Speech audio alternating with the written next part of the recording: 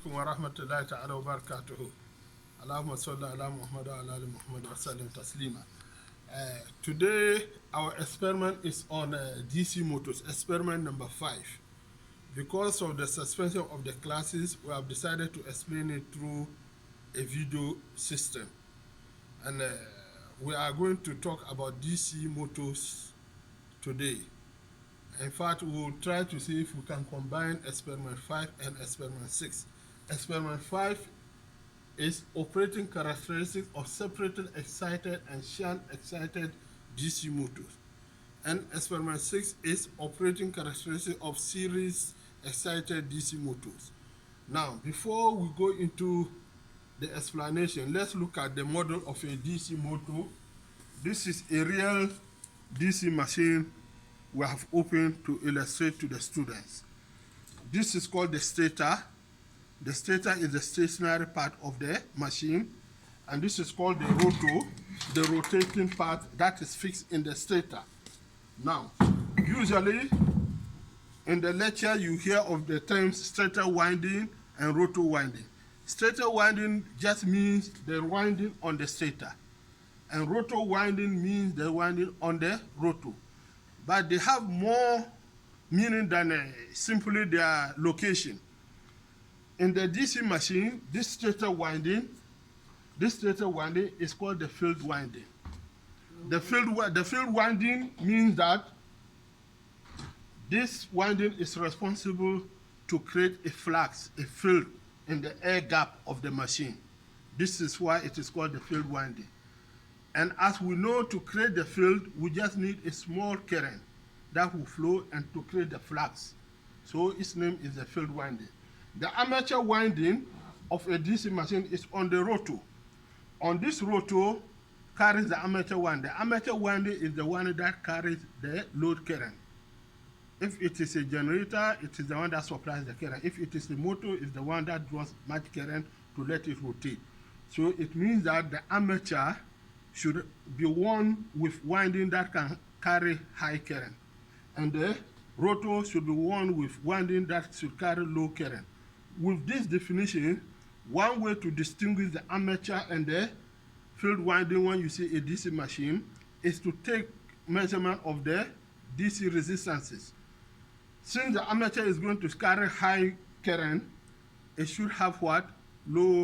Small resistance compared to the field. When you measure the field resistance, is going to be very high. In DC machine, the armature winding, the field winding, has poles. You can see it, north poles and south poles. And between them, we have interpoles. This is compensation winding to correct what we call armature reaction, which we'll explain in detail. The rotor or the armature winding has this place called the commutator. These commutators are brushes that are put together, and the brushes sit on the commutator, positive and negative. So anytime it moves, this part remains negative and this part remains positive. So finally you can take up a DC from it. So this one is virtually something like a rectifier, because actually the induced EMF here is AC. But these commutators, since they are brought here, are positive, negative, positive, negative. So as here is positive, this is negative. The next one moves, and here becomes positive, here becomes negative. So the two brushes here, this remains negative and this remains positive. So we take the supply out and it becomes a pure DC. This is it. Now, let's go to the theory aspect of it. This one is called separated excited. Why is it called separated excited?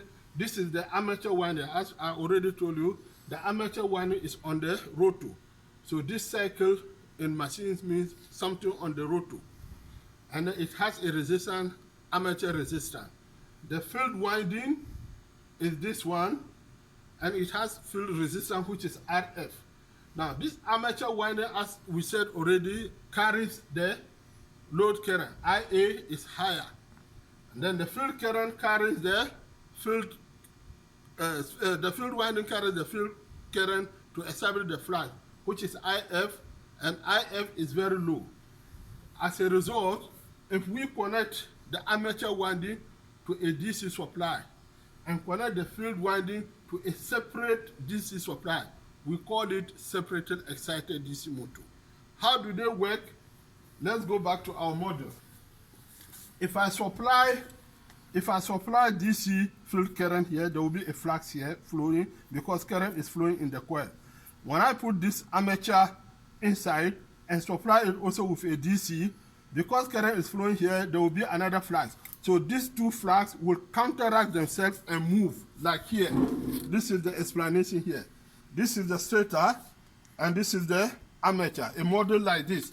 So if there is a flux here, and there's another flux here, they will counter themselves, and then it will move, and then it becomes a motor running this way. You can use the same thing as a generator. In this case, it's only the field winding you supply, and put a motor here to drive the armature. As it drives the armature, the DC flux here keeps changing, cutting them at different, and according to Faraday law, if there is a changing flux, there will be an induced EMF here, and the machine will now generate voltage to become what? DC generator. So the difference between DC motor and DC generator is DC motor converts electrical energy into mechanical energy so that the rotor will rotate. A DC generator converts mechanical rotation into electrical distance. So we come back to the board. We have the field winding and the armature. As we said that the armature winding has a higher resistance, we'll connect it to a variable DC supply with high current. Why variable? Because we want to be changing the armature current. With the variable, we can change the variable DC. In the field current, we have a DC armature here to measure the field current, and since this DC supply is fixed, we need a variable resistance in series with the armature so that if we change this variable resistance, we can change the current. Now, as we can see from the equation, EMF, back EMF, is induced in the armature, E. Now, IF, that is the field current, is going to be field voltage over field current plus that of the variable resistance. So I can change IF by varying this resistance. Since the field resistance is already fixed in the machine, I cannot change it. So I connect an external resistance, variable resistance, and vary it so that I can change IF. VA, that is the armature voltage, is varied by the supply, variable supply voltage. As I change it, I can change IA. Now, the EMF induced in the armature winding, E, is equals to K prime omega phi. K prime is the constant of the armature winding. Omega is the speed of rotation of the armature of the rotor, and phi is the flux established, as we said. Now, this phi, as we said, is proportional to the IF. The field current creates the flux. So the equation for the phi is KF IF. So we can substitute this one back into this equation, and we get E equals to K prime, this was the one, KF for the flux, and then IF times omega. Then we get the equation this way. We can also go on. We said omega is the speed of the motor in RPM, revolution per minute. Now, from Kirchhoff's voltage law, E inside this is going to be VA minus IA times RA. This is equation 5. Now, let us, since we have K times KF, they are constant, so let us represent it by 1K so that it becomes easy. We can therefore substitute this one back into this equation, and we get omega, that is the speed, equals to VA minus IA over RA, this equation, with this equation there, over K times IF. Now, the torque developed in the machine, torque developed, is going to be T equals to K prime, K prime, as we said before, is the constant of the armature winding times flux times current, IA, armature current. We already said our flux is given by Kf times If times Ia. So we can represent it as Kif Ia. If we substitute this equation for this one, making Ia the subject, then we can get this equation, which is omega equals to VA, which is the armature voltage over Kif minus Ra over Kif squared times D. You can go and grab the equation, which is equation 8. This is the basic equation for DC motors. In fact, it is why do we have AC and we still need DC motors? DC motors account for 25% of all the cost of manufacturing of electrical machine. And the reason for this mostly is because DC machines, they have superior speed control than AC machines. AC machines are running almost at constant speed. Synchronous motor is running at synchronous speed constant. Induction machine changes, but the changes is very small unless you use power electronics so that you can vary the frequencies and the voltage. That is another subject by itself.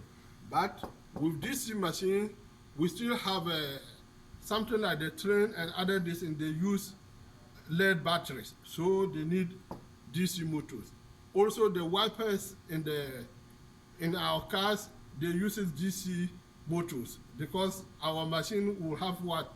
Will have our from the battery, and the dynamo creates a DC supply that is operating. Our AC starter, the starter of our motor, all of them are DC motors.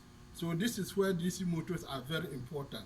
And from this equation, we can get 3 speed control of DC motors.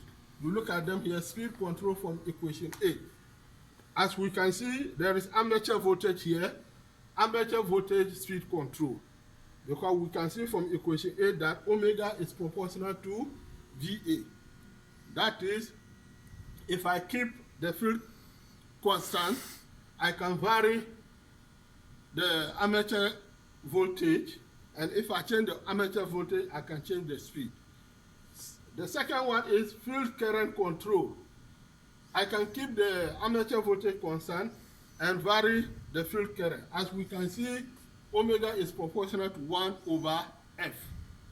Then also we have armature resistance control. This is the armature resistance.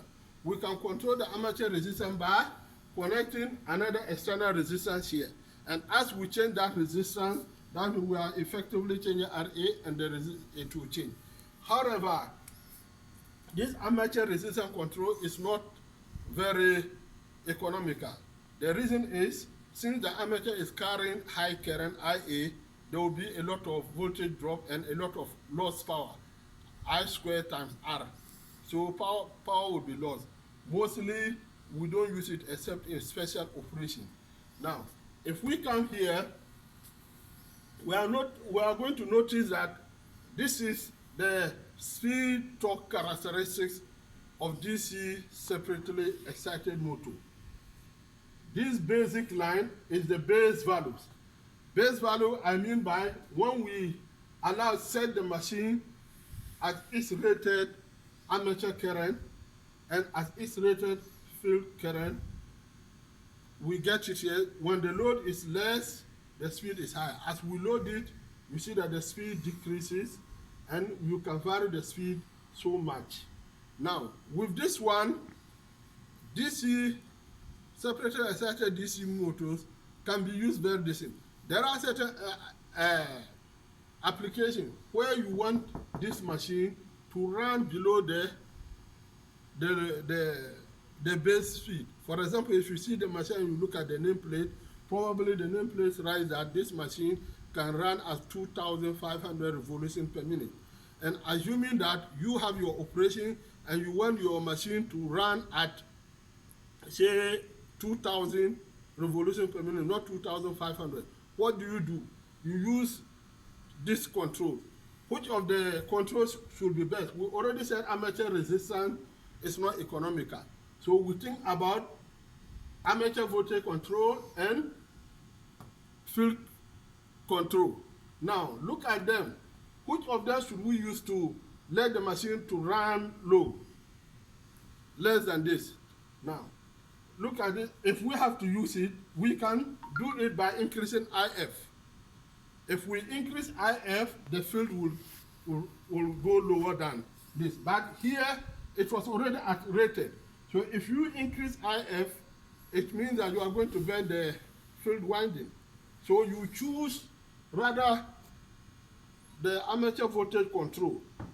The armature voltage control, you choose the armature voltage control. So you choose the armature voltage control will mean that you decrease the armature voltage. Since it is at rated, when I decrease the armature voltage, I'll decrease the speed. So reducing the speed below base value is best controlled with armature voltage control.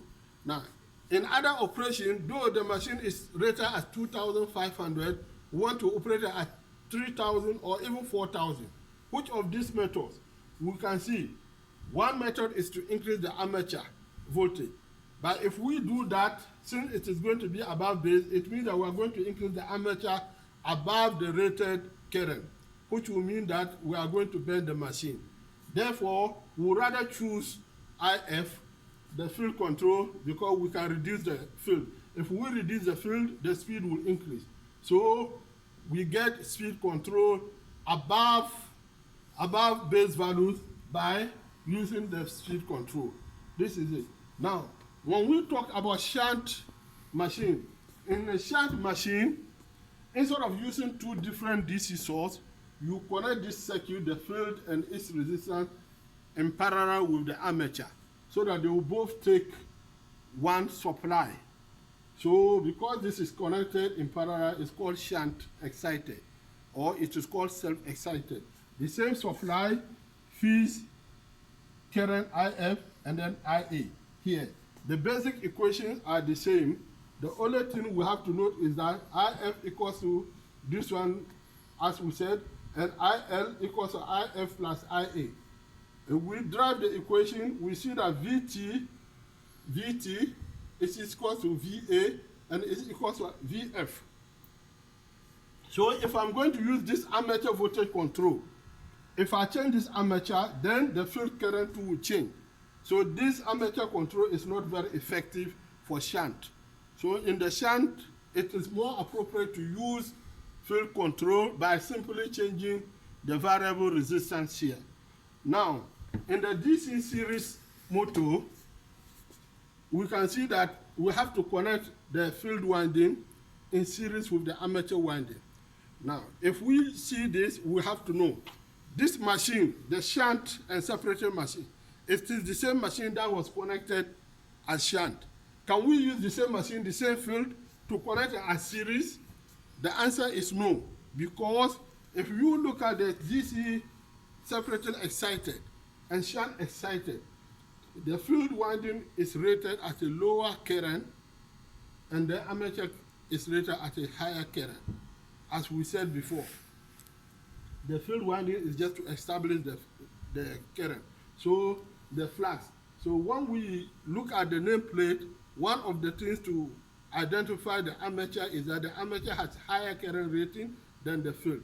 But since here in series winding the field is going to be connected in series, then the series field should be rated the same as the armature. If you use this one here, it will simply bend. For example, for our today machine, the armature current is 6.5 amps and the field is 0.6 amps. So if you connect 0.6 in series with 6.5 amps, simply the field winding will bend. Here, when we come here, 6.5, then the field winding too should be rated 6.5, meaning that its resistance too should be less. Here, we have this equation. We know that IA equals to IF, the same current flowing. Then with the equation we started already, E equals to VA minus IA Now we have RA plus RF, the series resistance. Our torque as we put, so finally you follow the equation, we come back to this formula where the torque was equals to K phi, K prime phi IA, and we said phi is KFIA. IA and IF are equal, so the torque is proportional to the square of the current, meaning that the current is equal to making this square root of the torque over K. If we see this equation number 8 and substitute them here, we get this equation. From this equation, we realize that omega, the speed of a series motor, is inversely proportional to the square of the torque. This means that when the torque is zero, the speed will go into infinity. So we don't have to start series motor with zero torque. Series motors are started with load, and that is what makes them to be a good motor for the starter. Car starter, you have to crank it to start by rotating a big shaft of the crank.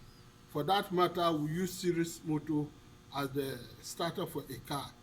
Now this is its torque speed characteristic, how it goes through. Exactly. Also, if we come back to the DC separated excited and shunt excited, we see that the speed is proportional to IF, meaning that when IF goes to 0, the speed will go to infinity. So you always make sure that the field circuit is tightly connected, because anytime there is a disconnection, the motor will run at high speed. Just like when there's no load, the series motor will run to high speed. So we'll stop here for the first one, and then we'll now go to the practical one.